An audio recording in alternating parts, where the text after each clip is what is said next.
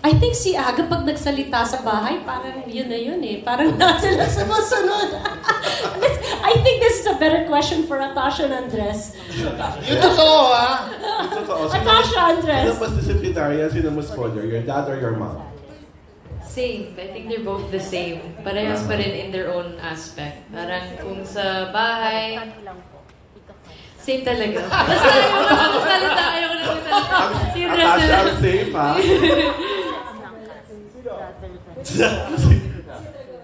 Siguro, same na lang din. No, you know, guys, akala nila, kung akala mo ako, mas, ito ang disciplinarian talaga. Sexually. Yan, mas stricto yan.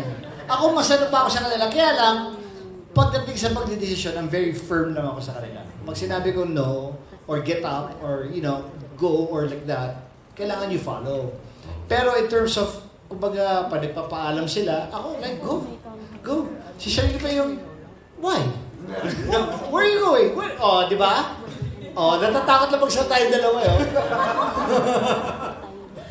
Ganun. Pero palos pag nag-aalala naman kami. Kasi kung anong decision ko, kailangan may approval din ni Shirley pagdating sa mga bata.